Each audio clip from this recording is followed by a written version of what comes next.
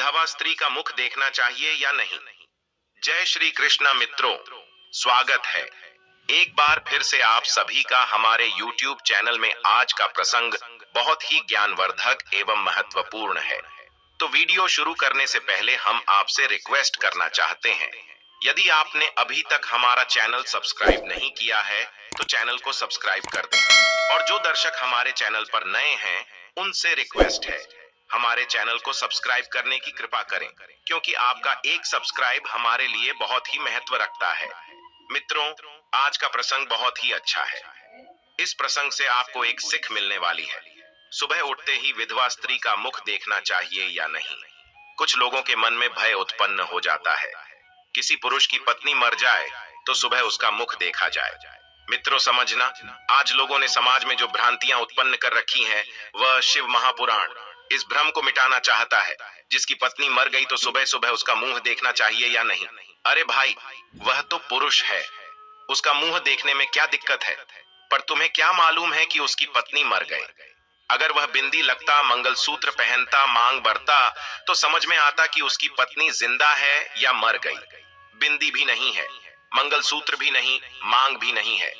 पर स्त्री का पति मर जाता है तो लोग साधारण सी भाषा में कह देते हैं, सुबह सुबह मुंह दिख जाए तो अपशगुन होता है, क्योंकि जन्म परमात्मा ने दिया है, मृत्यु भी परमात्मा देते हैं। इसका संबंध किसके साथ कितना है यह ईश्वर ने पहले ही लिख दिया है।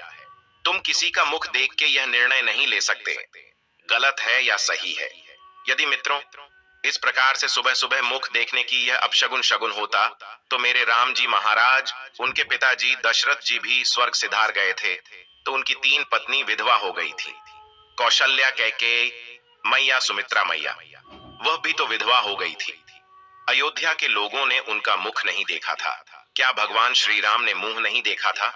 यह हमारी सोच है, हमारी बुद्धि, हमारे धृष्टता।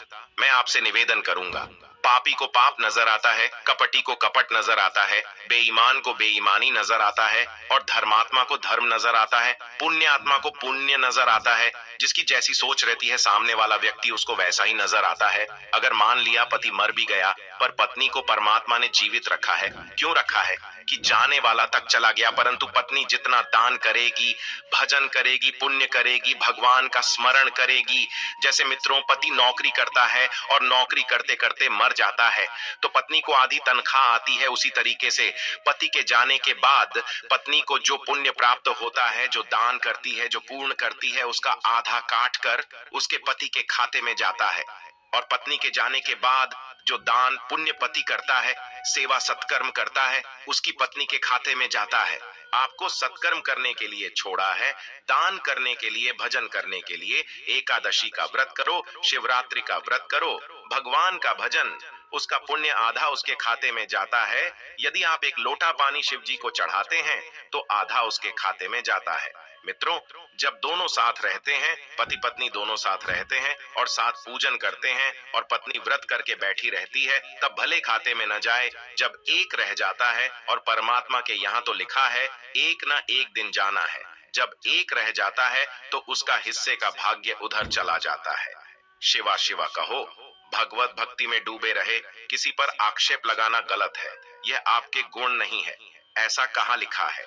कौन कहता है विधवा स्त्री का मुख नहीं देखना चाहिए? इसीलिए यह सब गलत बातें हैं। शिव भक्ति में लीन रहे, शिव का स्मरण करो। जो लोग कहते हैं कि विधवा स्त्री का मुंह नहीं देखना चाहिए, ऐसे लोग दुनिया में भ्रम फैला रखे हैं। तो इन सब बातों को छोड़कर किसी को ठेस नहीं पहुंचाना चाहिए। यदि तुम्हारी वाणी से किसी को ठेस पहुंचती है तो उससे बहुत बड़ा पाप लगता है। तो मित्रों, यह जानकारी आपको कैसी लगी हमें कमेंट करके जरूर बताएं, जिससे इसी प्रकार की वीडियो हम हर रोज आपके लिए लाते रहें। मित्रों, यदि आपने अभी तक हमारा चैनल सब्सक्राइब नहीं किया है, चैनल को सब्सक्राइब करने की कृपा करें और वीडियो को लाइक करके दोस्तों में शेयर कर दें। और मित्रों, कमेंट बॉक्स में जय सीताराम जरूर लिखें। तो मिलते हैं आपसे अगली वीडियो में, तब तक लिए धन्यवाद। स्वस्थ रहे, सुरक्षित रहे।